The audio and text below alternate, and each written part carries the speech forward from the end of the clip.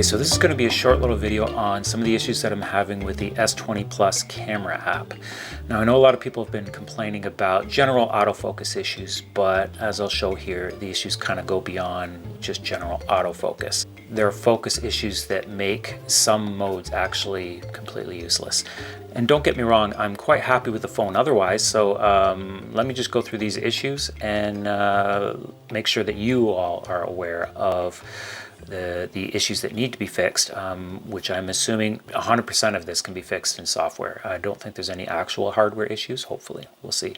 Okay, so the first one is the 64 megapixel camera that's on this device.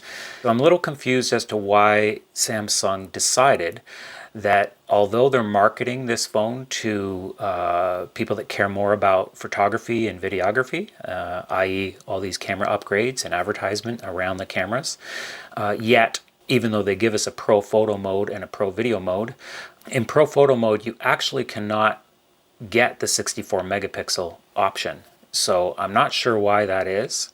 It seems odd that that would only be available in the auto mode. I mean, people that are that concerned with image quality and the 64 megapixels obviously really care about controlling their image, you would imagine. Obviously, there's still some advantage to just shooting in auto mode for that. You're still getting a nice picture when you are shooting on that lens. But the fact that it's not an option in your pro photo mode is just really weird to me. And it would be as easy as just enabling it. I can't see why they're not doing that. That's my first gripe. I don't think that it's a bug per se. I just think it's a strange design choice. And hopefully that'll be fixed in a future update. Okay, so here's the biggest one. You have the option to shoot in 4K 60 on this device, which is amazing. And so you would naturally assume that that would just be the rear cameras. But they do offer it in the front-facing camera, your selfie camera. So this is great news, right? Except that it doesn't work. What I mean by it not working is it's completely out of focus. And to add insult to injury, not only is it out of focus, but it is the only mode that when you tap on the screen, you cannot tap to focus. Normally, or I'll get to another part of that in a second. When using the selfie camera, under UHD 60 frames per second, it is the only time that you don't have the option to tap the screen to focus, which I wouldn't like at all, but let's say we were fine with that. It still needs to focus. It's not that it doesn't autofocus, it's stuck on a single focus plane, and I don't know what that is because no matter how far close I get to the image, I cannot seem to get anything in focus. So that has to be fixed. That's an obvious bug. Which brings me to this other gripe that I have with so many Android phones, and I believe that iPhone has actually had this feature all along. Correct me if I'm wrong. I've been out of the Apple ecosystem for a while. In regards to phones, I still use them for my computer. But you should be able to tap and hold on your selfie camera to lock exposure and focus. You can't do that with this device, and that annoys the hell out of me. But yeah, I couldn't do it on my my previous S8 Plus either. So I don't know why they're choosing to do that. You can, as soon as you flip the camera, you can do it on the rear cameras. So hopefully they fix that or add that option. It's not really a fix, I guess, because it's not a bug. It's just, again, a strange design choice. And especially because they're going with pro photo and pro video modes, which still are lacking in a few areas. Okay, so put another way, if we want to lock exposure and focus on the rear camera, what's the logic behind us not wanting to do the same thing on our selfie camera?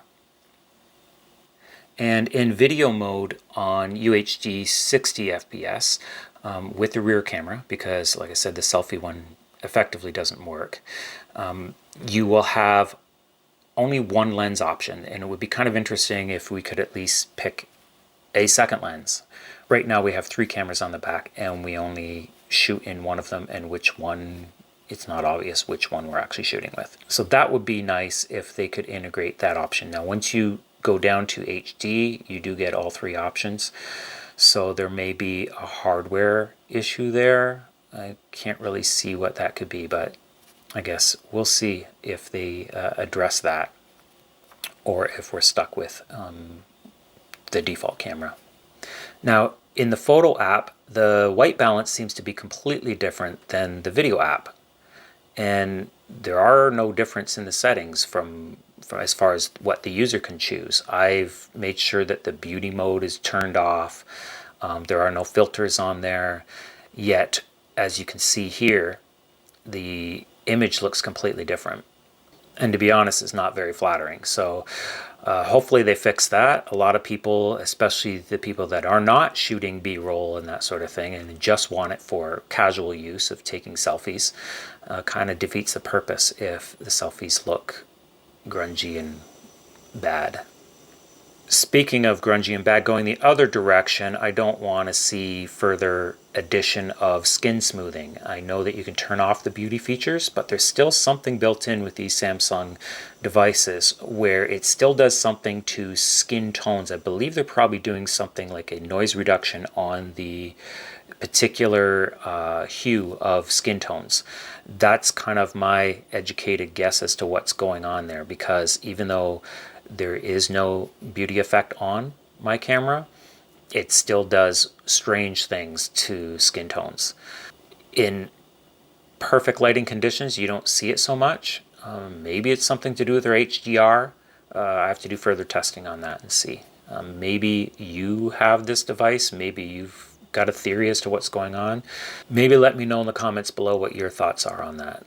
And for my final gripe about the S20 Plus camera app, for whatever reason, the audio has kind of a raised noise floor. You can hear a little bit of a hissing. You can hear a lot more of the ambient frequencies. And then you can a noise gate cutting out the signal every time you stop talking and then cutting back in when you start talking. So it's a little heavy-handed on that attempted noise reduction, I guess, and why there's extra noise there, I don't know. And I believe it's just in the camera app, because when you go to the built-in voice recorder, it's not there. It sounds like studio quality sound to me in the voice recorder, but it is not the case in the camera app. It's a completely different profile for the audio. You can test it yourself if you have the device, and you will hear what I'm talking about. And that goes for both the built-in mics and when you connect an external mic like I'm doing here.